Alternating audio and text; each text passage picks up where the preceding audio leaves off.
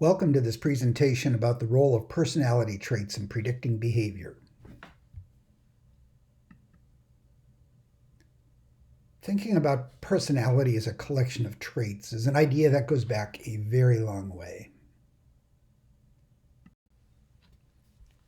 For example, the ancient Roman physician Galen had a theory of personality that was based on something he called the four temperaments. We need a little bit more background here for this idea to make sense.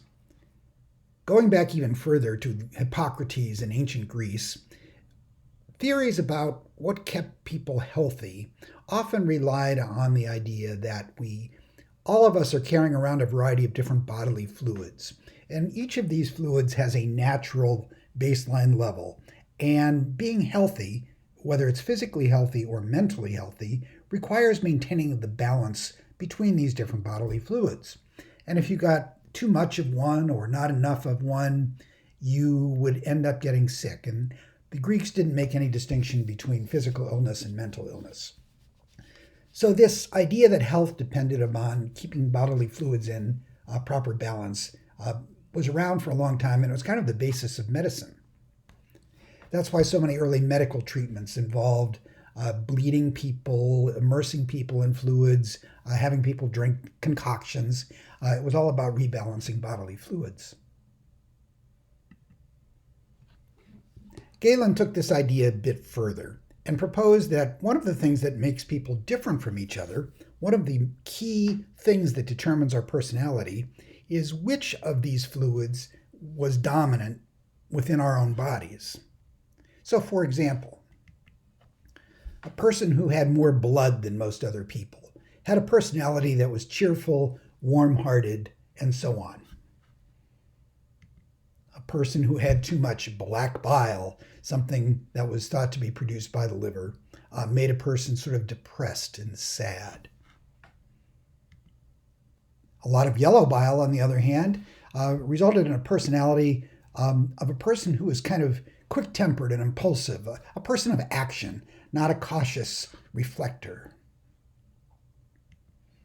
And finally, if you had too much phlegm, too much snot in our current language, you were a very cautious person, very indecisive. We even have a word in the English language, phlegmatic, that describes a cautious, slow-moving person, and it comes from this old theory about personality. So thinking about traits as a biological part of yourself is something that's been always with us. So when personality psychologists in the 20th century started to study personality in a scientific way, these same assumptions about personality traits were in place. We still believe that most personality traits reside in the nervous system, and they're at least partially biological. In other words, most personality traits are with you when you come into the world. Little babies, newborns, differ from each other in terms of how sociable they are, how easily frightened they are, how easily calmed down they are. So the personality is there from birth. And yes, your experience as you're growing up can magnify it or suppress it a little bit, but those tendencies are still there. Given how ingrained this way of thinking about personality traits has been, it may come as a surprise for you to hear that at one point, back in the 1970s when I was a student, there was a very serious debate going on in psychology about whether personality traits really existed at all. And if they did, there was a debate about whether they were any good at predicting behavior. We certainly feel like we see personality traits in other people, and we certainly use them to try to predict their behavior, but is it all just an illusion? The way the argument went was something like this. We tend to see people in the same circumstances over and over again, so maybe what we're really seeing are the influence of those circumstances on the person, not their personality. For example, if this were not an online course and you were taking class with me 3 days a week, and if you were coming to class, you would see me for more than an hour 3 times a week. That's a lot of exposure. And we would do this for almost 10 weeks. If somebody were to ask you near the end of the term to describe my personality, you might feel pretty confident saying some things about me. because you've seen me so much. The problem is, you've seen me in exactly the same situation, same time of day, same room, engaged in the same kind of behavior. And so what you might actually be seeing is how a person in that situation responds, and it doesn't really tell you anything about my personality at all. But we delude ourselves into thinking we understand the individual when maybe what we really understand is the situation.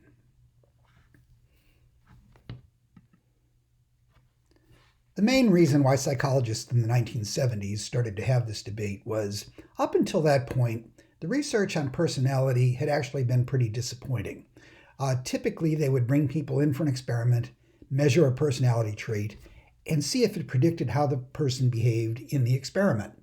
And sometimes they would find something, but most of the time, personality simply did not seem to be a very good predictor of how people behaved in experiments. Now, as the research became more sophisticated and began to accumulate, however, we discovered some things, and now the pendulum has swung back the other way, and psychologists do in fact believe that personality traits can be useful predictors of behavior. But now the question is, under what circumstances? When will a personality trait be a good predictor of behavior?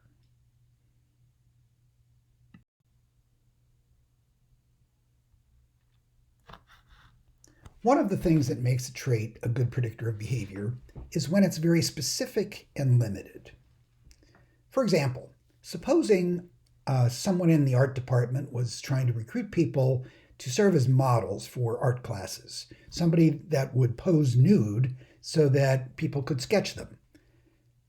And suppose they came to my psychology class and asked for volunteers. Would any of you be interested in doing that?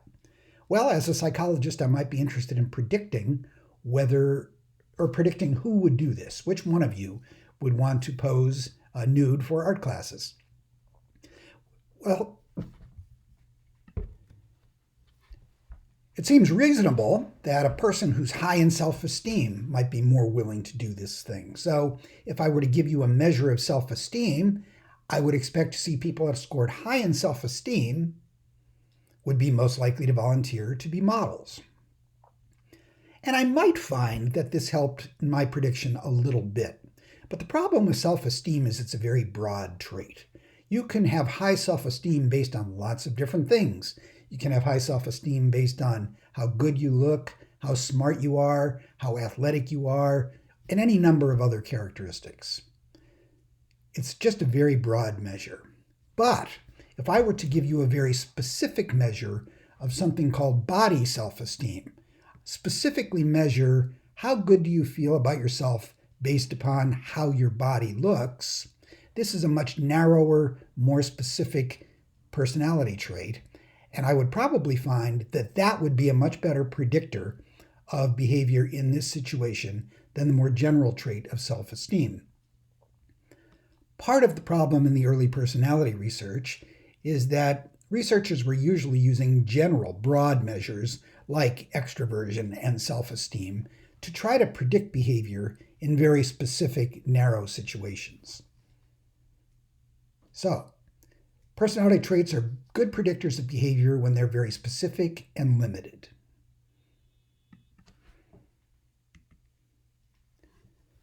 Traits are also better predictors when an individual scores extremely high or low on the trait.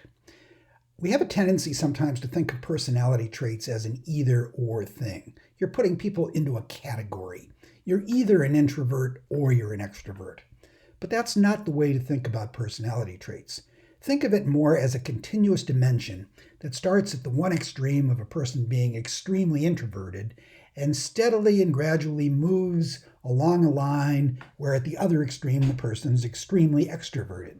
Think of it as being more like something like age or height. We have tall people and we have short people, but there's not just two sizes. You have the whole line of heights, and a person can be extremely tall or extremely short or somewhere in between. Age is the same way. A person can be extremely young or extremely old or somewhere in between. We don't just have two ages, young and old. So it is with personality traits. Extroversion and introversion are opposite ends of a continuous dimension. So a person isn't just an extrovert or just an introvert. They fall somewhere along that line. But the more extreme they are out near the end, the closer they are to the extreme extroversion end or the extreme introversion end, the better that trait will be as a predictor for that individual. So, when individuals are extreme on a trait, it's a better predictor. We've also discovered that traits are better at predicting general patterns of behavior over time rather than behavior in single situations. And another problem with early personality research is they usually were trying to make a prediction about one behavior at one period of time in that one experiment. But in fact, traits are better predictors if you look at them over the long haul.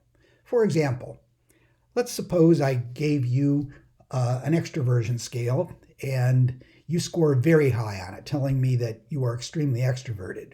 Well, I decide to test how good this measure is by showing up at a party on campus on Saturday night with my clipboard in hand. This could happen, so be careful. And I'm going to watch you. Knowing how extroverted you are, I expect to see you in the center of a lot of people, schmoozing around, laughing, having a good time, looking to be very popular and happy. But I look around and I have trouble finding you. And then finally I see you off in a corner by yourself, head down in your hands, crying in your beer. And this is not at all what I expected to see, given how highly extroverted the personality measure said you are. The problem here is I'm just predicting how you're going to behave in that one social situation. But situations and other factors can overpower personality traits very easily. So maybe something else happened that day. Maybe your dog died. Maybe you just got dumped by a boyfriend or girlfriend. Maybe you just found out you're getting kicked out of Knox College. I don't know what happened, but there are other things that could have caused that behavior, and it isn't just your personality trait operating. On the other hand, if I were to follow you around for a whole year and go to every single social occasion that you go to, I would probably now see over time, most of the time anyway, you're going to look very much like an extrovert. You'll be talking to people, you'll be happy to be in a social situation.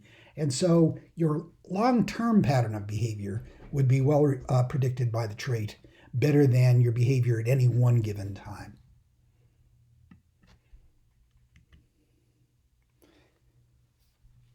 Traits also work better as predictors when you have very specific situations that you're trying to describe. For example, I often walk my dog around campus, and I walk my dog around the town of Galesburg, and I frequently run into people who like the look of my dog and want to strike up a conversation. And one of the things they invariably ask me is your dog friendly? What they're really asking me to do is predict the dog's behavior. The problem with the question is I need to know more about the situation to know how well I can predict what my dog is going to do. Some people want to know, is your dog friendly with other dogs? Meaning, if I get close to you with my dog, will the dogs get into a fight or not? Other people want to know whether my dog is aggressive to people. They might want to pet the dog, but they don't want to get bitten. So they want to know, how does the dog react to strangers, humans? Other people may want to know, is my dog friendly, because they don't want the dog to jump all over them with the muddy paws, and they want to know about that. I need to know specifically what kind of situation the person is asking me about so that I can use my dog's personality to make an accurate prediction. So, more specific situations, better predictions.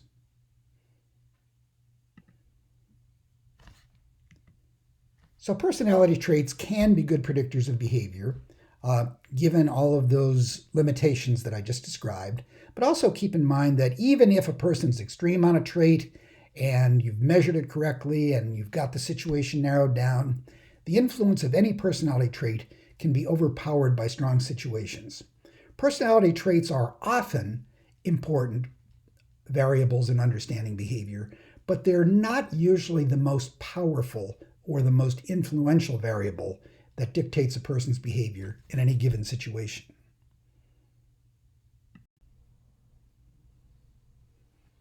So, as a consequence of all of the things we just said, it's clear that the same personality traits may not be equally good predictors for different individuals. A person who's extreme on the trait will be better predicted by it than a person who isn't, for example. So there's something called the meta-trait hypothesis. There are some traits that we call self-schematic traits that are important for predicting the behavior of a specific individual. And there are other traits that we call aschematic traits, which are not going to be that helpful in understanding the behavior of that particular individual.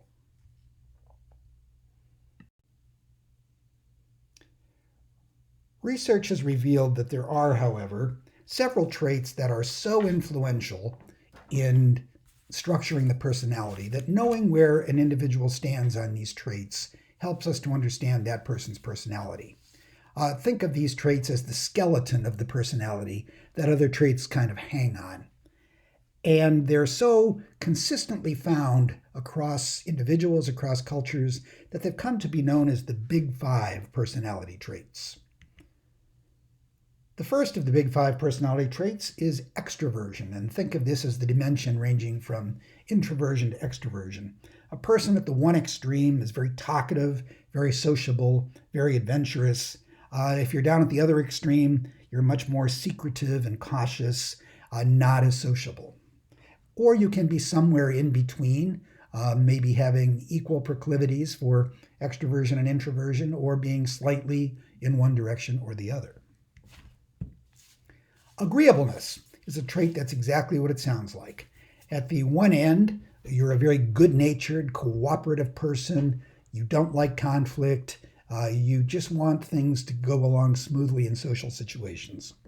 At the other extreme, you might be very irritable, stubborn, jealous, not a person who cares about whether other people are happy or not.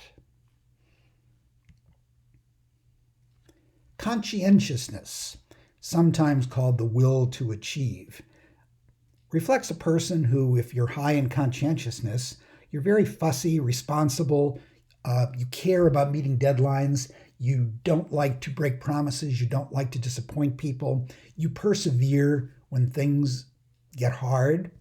At the other extreme, if you're very low in conscientiousness, you don't worry about those kinds of things. You're kind of undependable, careless, you don't worry about deadlines, you're not very punctual. And if things get hard, you're very willing to just sort of let them go and try something else.